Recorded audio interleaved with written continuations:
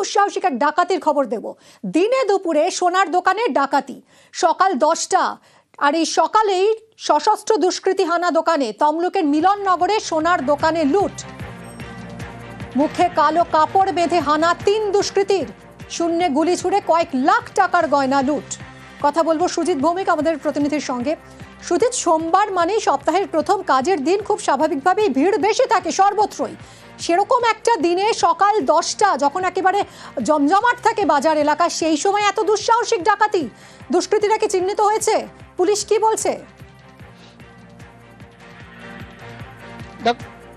দেখো, পুলিশ গোটা বিষয়টি তদন্ত করে দেখছে, সিসিটিভি ফুটেজ খতিয়ে দেখছে। মুখে কাপড় বাঁধা থাকার কারণে দুষ্কৃতীদের 3 জনের মুখেই কিন্তু কাপড় বাঁধা ছিল। আরও কোনো দুষ্কৃতী দূরে অপেক্ষা করছিল কিনা সেগুলোও দেখা যেমন হচ্ছে। সিসিটিভি ফুটেজ দেখা হলেও মুখটা দেখা যাচ্ছে না। একই সঙ্গে তারা ঠিক হেঁটে জাতীয় সড়কে ওঠার পর কিভাবে পালিয়ে গেল সেটার বিষয়েও কিন্তু নিশ্চিত হতে চাইছে পুলিশ। এবং ঘটনা তুমি ঠিকই বললে, মহালয়ার পরের দিন পুজোর কাউন্টডাউন শুরু হয়ে গেছে। সেরকম এক ভরা বাজারে তমলুক জেলা সদর, তার নেতাজি নগর বাসস্ট্যান্ড এবং সেখানেই বাজার, এবং মেছাদা থেকে যে রাস্তা জাতীয় সড়ক হলদিয়া দীঘা গেছে, সেরকম একটি রাস্তায় গুরুত্বপূর্ণ সড়কের পাশের এই বাজারে এ ধরনের ডাকাতির ঘটনা, যে ডাকাতির ঘটনা একদমই দুঃসাহসিক ডাকাতির ঘটনা। সঙ্গে থাকো সুজিত, পুলিশ কি বলছে শুনবো।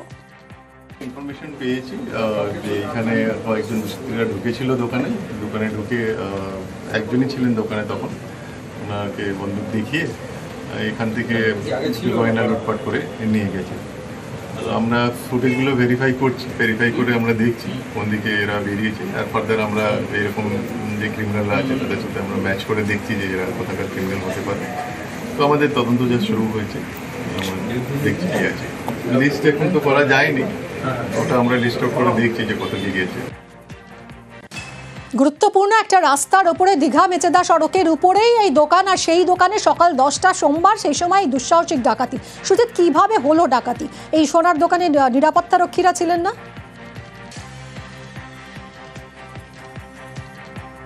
দেখো, যখন সকাল 10টায় দোকানটা গোছানো হচ্ছিল, যে কর্মী যাকে মুখে সেলোটেপ দিয়ে হাত পা বেঁধে গোটা ডাকাতির যে অপারেশন করেছে দুষ্কৃতীরা, সে জানাচ্ছে একবারে যে ঘটনা সেটা হচ্ছে দুঃসাহসিকভাবে 2 জন প্রথমে ঢোকে ডাকাত, তারা কিন্তু বন্দুক দেখায় এবং হাত পা বেঁধে দেয় এবং তার সেলোটেপ দিয়ে মুখও বেঁধে দেয়, এবং এই অপারেশন চলছে। তখন একজনই ছিল।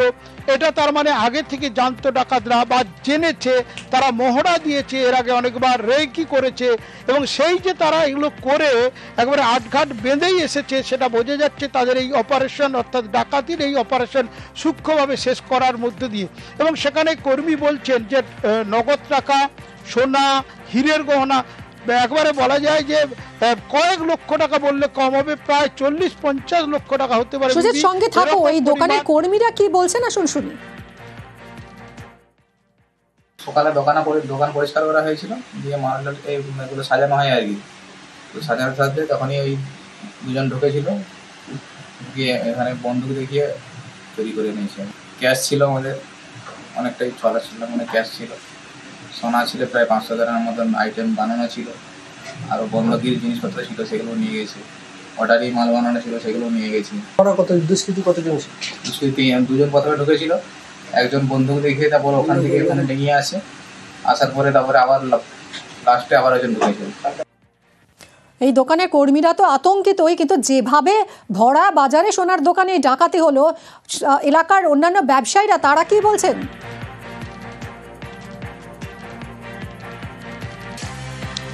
রীতিমতো তারা একেবারে বলা যায় আতঙ্কিত। তারা কিন্তু ঘটনার জন্য প্রস্তুত ছিলেন না কেউ, এবং সেখানে প্রকাশ্য দিনে দুপুরে গুলি ছোড়া হচ্ছে ভয় দেখানোর জন্য, আতঙ্কিত করার জন্য, সেটা তাদেরকে রীতিমতো ভীতিও করে তুলেছে।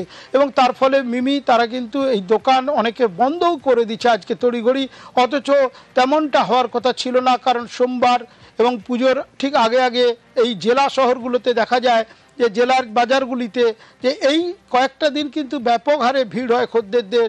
কিন্তু আজকের এই ঘটনা, যে ঘটনায় একেবারে দেখলেন সবাই, তারপরে কিন্তু একবারে ভয় পেয়ে গেছেন, আতঙ্কিত ভয় তাদেরকে গ্রাস করছে। তারা বলছে এভাবে ঘটনা যে ঘটতে পারে, বা বাজারে যারা পথ চলতি যারা মানুষ কিংবা ক্রেতারা তারাও কিন্তু আতঙ্কিত। তারা সকলেই বলছেন এভাবে কি করে সম্ভব হয়, যেখানে দিনে দুপুরে একেবারে বলা যায় শটান হেঁটে হেঁটে অপারেশন করে ডাকাতি চালিয়ে তারা বিনা বাধায় ডাকাতি করে একেবারে গুলি ছুড়ে পালিয়ে গেল দুষ্কৃতীরা। কত দ্রুত এবার তাদের পুলিশ ধরে সেটাই এখন দেখার। এলাকা তো আতঙ্ক। অ্যাকচুয়ালি মিলননগর বাজার জনবহুল এলাকা।